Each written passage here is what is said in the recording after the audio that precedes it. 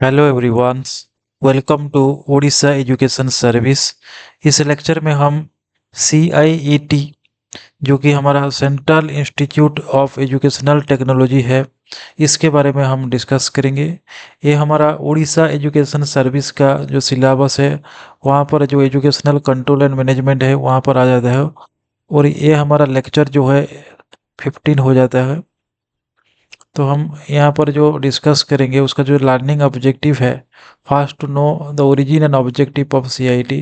हम origin and the objective of CIT क्या है उस उन सारी चीज़ों को हम डिस्कस करेंगे। देन उसका जो फंक्शन एंड द डिविजन्स है उसको हम डिस्कस करेंगे। देन मेजर इनिशिएटिव क्या क्या है, लाइक दीक्षा हो गया, स्वयं हो गया, ई पाठशाला, इन सारे चीज़ों के तरफ हम देखेंगे। देन हमारा link of the CIT with NEP 2020 inclusive education and the recall the exam focus fact. Exam के लिए क्या क्या इंपॉर्टेंट है वो सारी चीज़ों को भी फोकस करेंगे। और CIT कैसे लिंक करता है हमारा NEP 2020 से एंड द इंक्लूसिव एजुकेशन, इन सारी चीज़ों के ऊपर यहाँ पर डिस्कशन होगा। सो हमारा जो फुल फॉर्म है ये हो जाता है हमारा central institute of the educational technology. ये हमारा इंट्रोडक्शन ले रहे हैं यहाँ पर। तो in it is a constituent unit of the NCERT। एक कॉन्स्टिट्यूएंट यूनिट है हमारा जो NCERT है। NCERT का जो फुल फॉर्म है हमारा national council of educational research and training. इसका एक कॉन्स्टिट्यूएंट बॉडी है ये। इसका जो एस्टेब्लिशमेंट हुआ था ये बहुत ही इंपॉर्टेंट हो जाता है यहाँ पर, जो कि हमारा 1984 बाय मर्जिंग। ये दो इंस्टीट्यूट के साथ मर्जिंग हुआ था यहाँ पर। सेंटर फॉर एजुकेशनल टेक्नोलॉजी जिसको हम CET बोल रहे हैं, और जो है डिपार्टमेंट ऑफ टीचिंग एड्स, इसके साथ मर्ज होकर ये बना था 1984 में। और ये एक कॉन्स्टिट्यूएंट बॉडी है NCERT का, ये भी आपको याद रखना है। किसका कॉन्स्टिट्यूएंट बॉडी है ये भी पूछ सकता है, जो कि हमारा NCERT का कॉन्स्टिट्यूएंट बॉडी है। और मर्जिंग हुआ था हमारा centre for the educational technology CET and department of the teaching aids, इन दोनों मर्ज होकर CIT का फॉर्मेशन किए थे। देन हमारा आ जाता है पर्पोज। इसका जो पर्पोज क्या है उसको देखना है। To improve the quality of the education, school education का क्वालिटी इम्प्रूव करना with use of the educational technology and the media. जो मीडिया का यूज करके, एजुकेशनल टेक्नोलॉजी का यूज करके कैसे हमारा जो स्कूल एजुकेशन है उसको इम्प्रूवमेंट में लाया जा सकता है, इसका जो है मेन पर्पज था। तो हम इन सारी चीज़ों के बारे में डिटेल्स में हम डिस्कस करेंगे।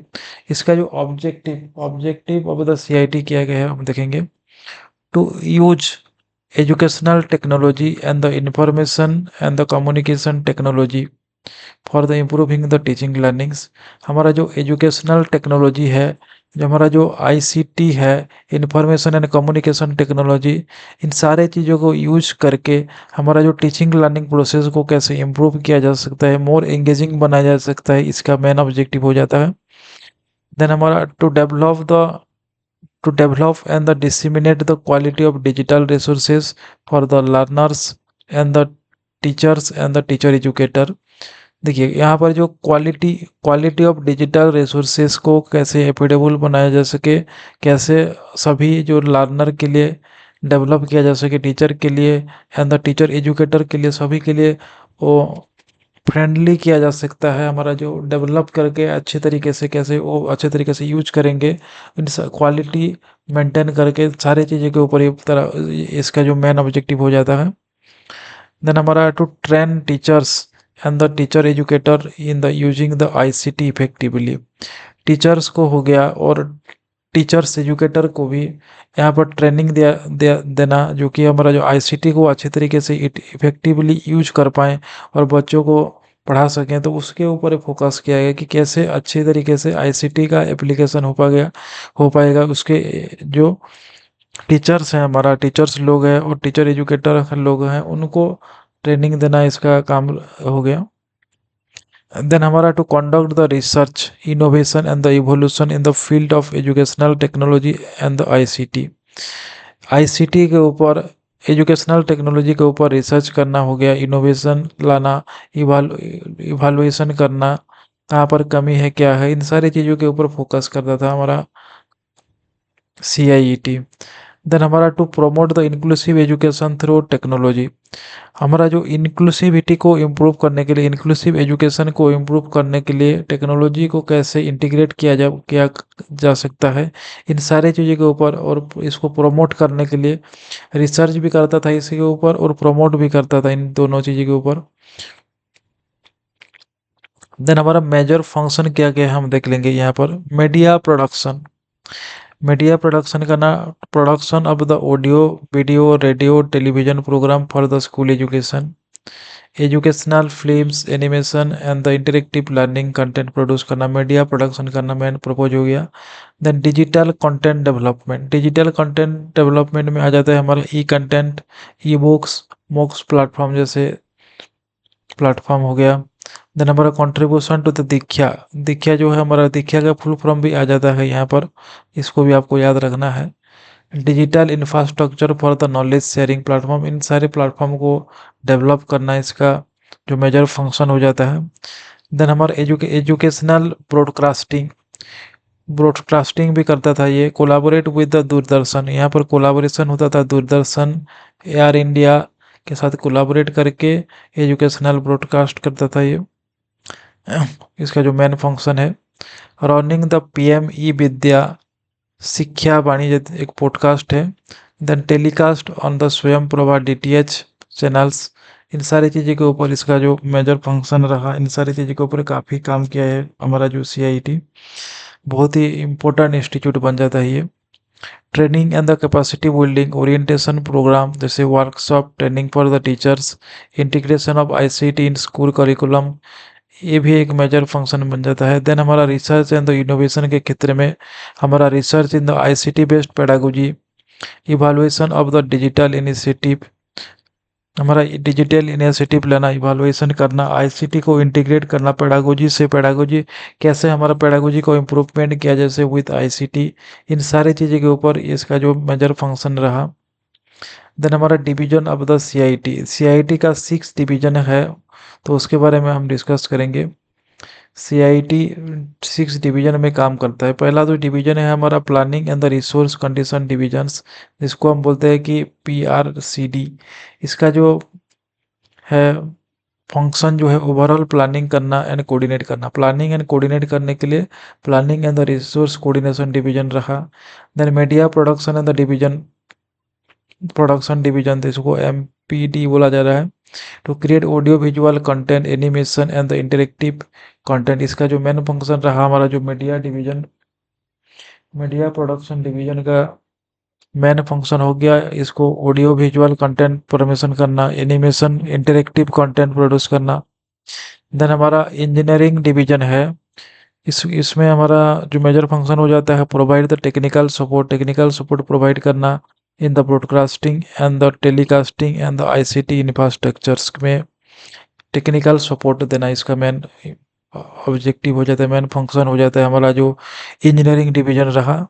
देन हमारा टेक्नोलॉजी डिवीजन, टेक्नोलॉजी में डिवीजन में develop software, apps, website, MOOCs, digital repository का डेवलप करना, इन सारी चीज़ें मेजर फंक्शन बन जाता है टेक्नोलॉजी डिवीजन का।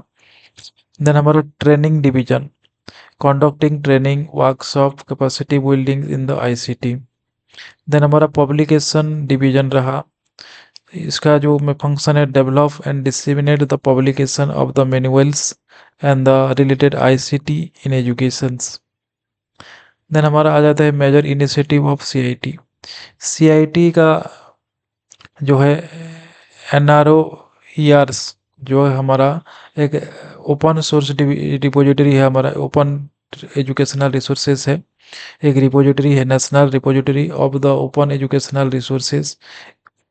इसका जो मेन फंक्शन है कि ये इसका ओपन एजुकेशनल रिसोर्स प्रोवाइड करता है ये।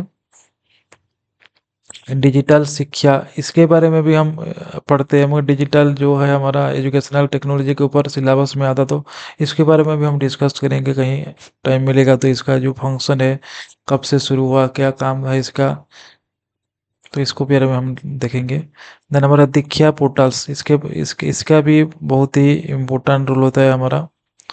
तो Diksha portal digital infrastructure for the knowledge sharing major initiative है इसका CIT का। Then PM e Vidya, one nation one digital platforms, ये भी बहुत इंपॉर्टेंट हो जाता है। Swayam Swayam Prabha digital TV channels. Then हमारा ई पाठशाला हो गया, ई पीजी पाठशाला भी है। इन सारे चीज़ों का डेवलपमेंट जो है मेजर इनिशिएटिव जो है सीआईटी के द्वारा ही हुआ है।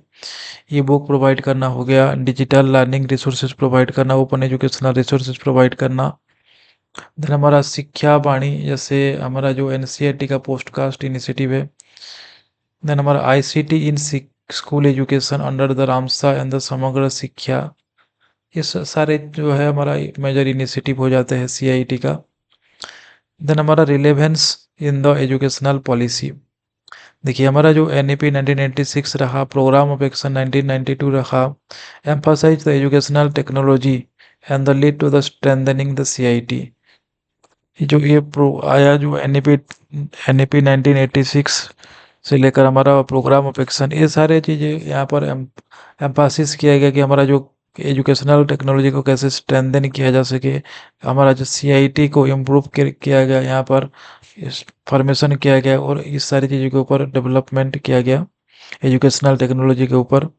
देन हमारा national curriculum framework highlight the ICT in the curriculum and the teacher trainings. Then हमारा NEP 2020 give the major emphasis on the digital learning ICT integration platform like Diksha, Swayam, PM, eVidya, CIT play the leading roles। देखिए हमारा जितने भी NEP 1986 हो, NEP programme application 1992 हो, national curriculum framework, जितने भी हमारा जो फ्रेमवर्क हो गया, पॉलिसी हो गया, तो इन सारे चीज़ों के ऊपर जितने भी हमारा डिजिटल इंफ्रास्ट्रक्चर खड़े करने में, एजुकेशन के फील्ड में जो डिजिटल इंफ्रास्ट्रक्चर खड़े करने में हमारा जो सीआईटी का रूल्स जो है बहुत ही इम्पोर्टेंट हो जाता है यहाँ पर। तो आपको ये याद रखना है। देन हमारा rule of the CIT in the inclusive education. देखिए यहाँ पर इंक्लूसिव एजुकेशन प्रोवाइड करना, हमारा जो असिस्टिव टेक्नोलॉजी हो गया, एजुकेशनल टेक्नोलॉजी का डेवलपमेंट करना, इंटीग्रेट करना पेडागोजी को आईसीटी से। तो वो जो आईसीटी जैसे यूज करके हम जो बच्चे को पढ़ाएंगे कैसे, उसको जो पेडागोजी डेवलपमेंट करने का जो मेजर फंक्शन रहा हमारा जो सीआईटी का रहा। उसके बाद भी जो है सीआईटी इंक्लूसिव एजुकेशन के ऊपर भी बहुत ज़्यादा फोकस किया, कैसे हमारा टेक्नोलॉजी को इंटीग्रेट किया जाए, असिस्टिव टेक्नोलॉजी जो हमारा इंक्लूसिव एजुकेशन में बहुत ही इम्पोर्टेंट रोल प्ले करता है फिजिकली चैलेंज्ड पर्सन के लिए। तो development of the content for the children with the special need जिसको ज़रूरत है उनके लिए कंटेंट डेवलपमेंट करना हो गया। Use of the assistive technology in the learning हो गया। Promoting the equity and the access through the digital resource in the multiple Indian language. इन सारे चीज़ों के ऊपर जो है हमारा सीआईटी का बहुत ही इम्पोर्टेंट रोल है।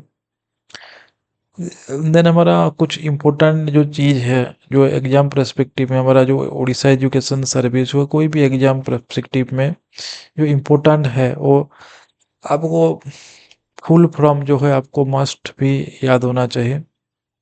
देन हमारा ईयर ऑफ एस्टेब्लिशमेंट जो है हमारा 1984 है। पेरेंट बॉडी जो है एनसीईआरटी। मर्ज हुआ था हमारा centre for the educational technology plus the department of the technique teaching ads. ये दोनों मर्ज होकर बने थे सीआईटी। उनका जो डिवीज़न है 6 डिवीज़न के बारे में हम डिस्कस किए, उनका फंक्शन भी डिस्कस किए, तो आपको इन सारी चीज़ों के ऊपर ध्यान देना है, याद करके रखना है।